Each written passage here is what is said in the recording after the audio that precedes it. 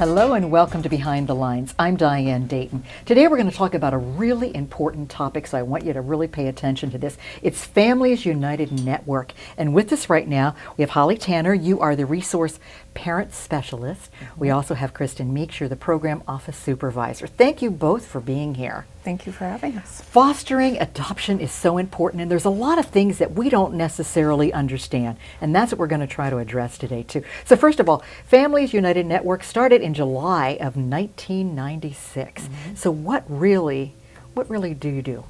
So our local office is in Mountjoy here in Lancaster County, but we have 6 offices throughout the state. So we cover pretty much the whole state of Pennsylvania. We're a private provider foster care agency, so we contract with most all of the counties in Pennsylvania to provide foster care and adoption services. Okay. Well, let's get some real basic questions answered. I know for me too. How does someone get into the foster care system?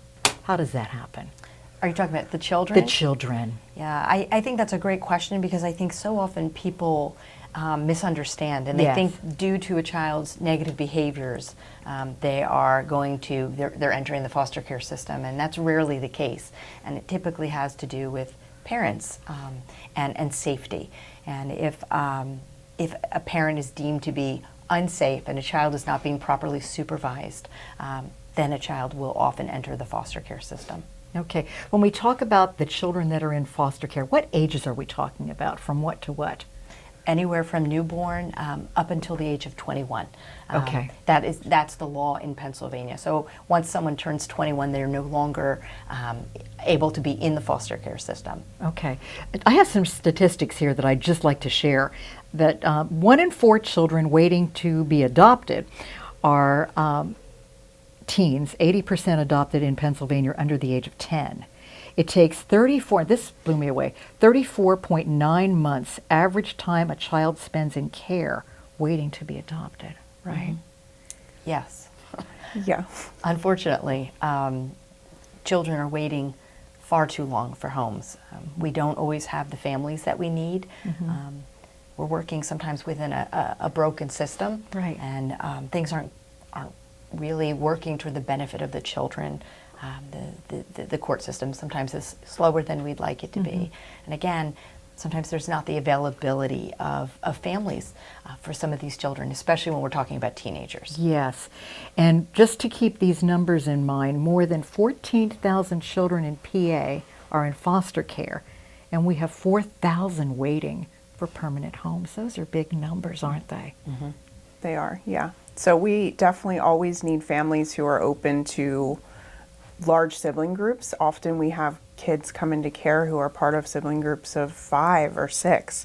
And I mean, even it's difficult to place kids that are part of a sibling group of 3. Yeah. So imagine going from, a childless couple to now having 3 kids in your home. That's a big change, and it's hard to imagine that change as a family, but we need people who are up for the challenge. Yes, so. Absolutely. And I think you probably have families that foster and then foster more and that sort of thing.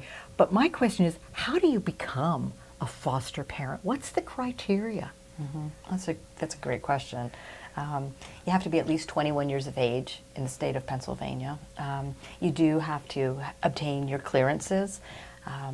There are trainings that need to happen.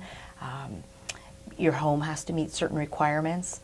It's not really as difficult as you might think. It does take a period of time because we're assessing families, and we want families to be as prepared as they possibly can be for this undertaking. Right. So when you say clearances, such as? FBI, child abuse, and state police. And we walk our families through all of that. They are never alone during the approval process. We walk beside them and guide them and provide them with the information of where they need to go, what needs to happen. Okay, the home. What needs to be in place for that? Basically, you just need a bedroom space. So in Pennsylvania, the law is that obviously if we have different gendered children that are over the age of 5, so kids that are different gender could share a room if they were siblings or something similar, up to age 5. After that, then they need to move. So basically, if you have a spare bedroom in your home and would be open to opening that to a child, you would be eligible. Okay, so you can be a single person. You sure can.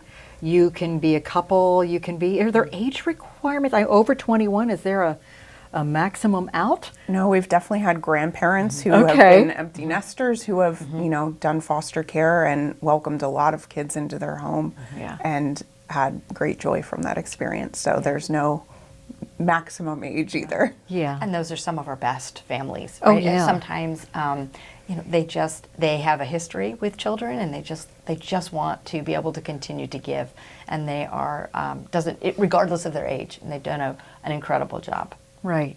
There's also needs for the teens and families open to LGBTQ community as well. Address that as well. Yeah, so that's definitely a big need. A lot of kids in care identify with the LGBTQ community, and we need homes that are safe for them to be in, that will be affirming to their choices and able to help them grow, in a safe way. Yeah. So families are open to fostering positive connections with the birth family is important too, and creating a change in the community in general. That's really important. Oh, very important. So important for our children. I think that sometimes we have misconceptions about when a child comes into care, especially if it was a situation of abuse. Right. And we make the assumption that that child doesn't desire a connection with their biological family, and that's not true at all. And so it's important for our foster families to really make that connection with the biological family, really for the sake of the child. But then it is a team, and everybody's working toward the same thing, which is really for the growth of this child, for the safety of this child, and in most situations for this child to be able to be reunified with their biological parents someday. Right, that's what I was going to ask, because this can go different directions. I mean, you can have somebody in foster care and then go back to their birth family. But then sometimes they may get adopted by the foster family, correct? Correct. So typically, 99% of the time when a child comes into foster care, their goal is reunification, meaning to go back home to their Right. birth family. So that is what we are working towards until the court tells us otherwise. We definitely do have kids in care who their parents' rights have been terminated, and we need permanent homes for those children as well. So often those children are older, they are teens, and that is the need basically for older kids who need permanency, who need a adoptive home. Yeah. Let's talk your website, what's on that and what we can find too. It is families for the number 4 kids.org. What are we going to find on there, Holly? You're going to find information about how to contact us, right? And what are some of the steps that you need to take to begin the process. Not everybody wants to or is able to become a foster family. So what are other ways that you can support our organization? Okay. So that's on there. What else would you like to add to that? So we also, if you are kind of risk averse and wanting to adopt, we do have a private and international adoption program for families who really do seek to adopt and don't, want essentially that risk of reunification, because that is always the goal of foster care. Right, because it is easy to get so attached because, you are providing this safe environment and they are in your home and they're a part of your family, right? And we encourage that. Yes, Absolutely. absolutely. We want we want people from the outside to look in and say, I wouldn't know that wasn't your biological child. But at the same time, we're asking for families then to be able to say goodbye at some point.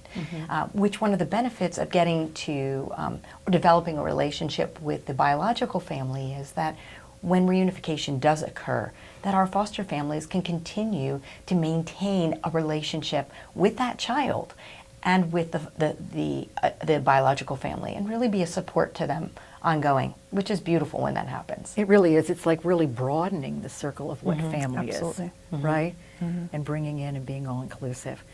There are so many things that we can address with this, and I know one of those things is trauma and that sort of thing. So we're going to take a brief pause. When we come back, we're going to talk about that and a few other things too. Stay with us. You're watching Lancaster Community TV, LCTV 66. Welcome back to Behind the Lines. We're talking about Families United Network, and it has to do with foster care, it has to do with adoption, it has to do about being committed to children. We're talking to Holly and to Kristin. It is a big commitment, and it's the whole family. Because if you even have other kids and you take in some, it's a whole family. We were also wondering, is there a certain amount of time? It's till the child either gets reunited or something else happens with their situation, correct? Yes. Some families are with us for a shorter period of time. Right. The length of the child that may be in their home, whether they're reunified or they adopt that child. Some families have been with us for many years, and they just continue to provide foster care services, sometimes adoption of multiple children. Yeah, it really is amazing. There's a support system with this too, because sometimes there are issues that come up. And how is that addressed, Kristin? So often, our kids can come with some behaviors, some difficult challenges because of the hard life experience they may have had. And so we provide case management services to the families. We're in their homes frequently. We're there, we have an on-call service, an emergency line to provide that support to families. And we also get therapeutic services lined up for the child if necessary. There's a lot when you bring children into your home. And so people understand there is a monetary compensation to cover like clothing, food, transportation, that sort of thing. Is that correct? Correct, yes. Most of our children, their medical needs are going to be covered.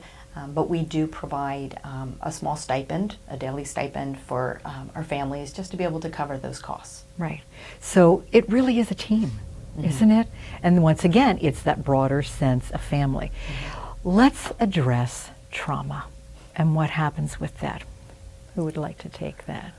So, most all of our kids have experienced trauma. We've all experienced trauma, right? And so when we have kids who have had these traumatic experiences, they do affect our children. Often we see that in school performance, in focus, in attention, in behaviors, in the way that they socialize with other kids, relationship building.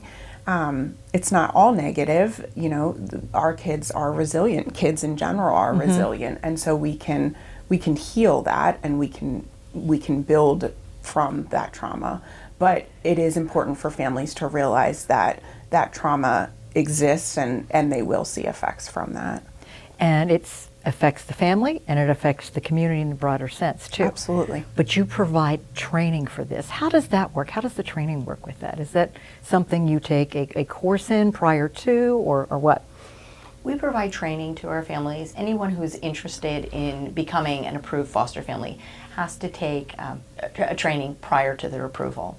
And then we do require that our families receive training throughout the year. There is a required amount of training that they need to take. We are often sending them suggested trainings, and many of them have to do with trauma, because trauma is something we constantly need to be mindful of. We don't want, as staff or as foster parents, to be a part of the problem. We want to be part of the solution. And sometimes it's easy to become frustrated with behaviors that we're seeing with the children. So we want there to always be those reminders about what trauma looks like and how we can really be part of that child's healing. So I understand this, and it makes sense to me as well. When you're talking about training, are you talking about coming together physically with a group? Are you talking about online? Is it one-on-one? What is it? It can be a combination of many things. I think post-COVID, it is more online. Most everything is available in that format. Sometimes we attempt to have online meetings, like in-person meetings, and they're not as successful anymore, but we do attempt those on occasion. A lot of one-on-one. We're always in our foster families' homes, meeting with our families to offer them ongoing support, and meeting with our children, again, to make sure that they are receiving the services and the support that they need as well. So lots of one-on-one, and I would say primarily virtual trainings that are available to them. And I know on the website we can find peer support, residential care, and that sort of thing, and more information on that, right, Kristin? Yes, so Families United Network does have other programs that we offer. We have residential We also just started a peer support program to help adults with mental health issues, serving those who have a lived experience. So if we can't adopt or foster, how else can we help? So there are, ways that you can help as just a member of the community. There's an organization called Keystone Family Alliance that really helps foster families in the Lancaster community in general, providing meals, providing help with transportation, just a way to support an active foster family if you yourself cannot at this point become a foster family. Okay, so we can see that on the website then, right? So Keystone Family Alliance is a different organization, but they have their own website. Okay, they do. Mm-hmm. And can we reach out to you if there's any other way that we want to try to help? Is that? Absolutely. Always. Yes. Okay. Always. I think that just educating oneself and families just becoming more, just having a greater understanding about what foster care is and what foster care isn't. And we are always happy to talk with people in person, on the phone, and just being able to share our experiences with them. Absolutely. I know you have some wonderful success stories. Is there something that you would like to share with us that's just heartwarming? And I know there's been a lot with families really embracing and then going into adopting as well, and then some great reunifications with families too. What would you like to share? I think some of our personal greatest stories are tough kids, right, that have moved a lot. I am thinking of, in particular, an older boy that we've had for years and moved countless times within foster home to foster home. And we don't sugarcoat that is also a trauma. That's a trauma for our kids. Just coming into foster care is a trauma.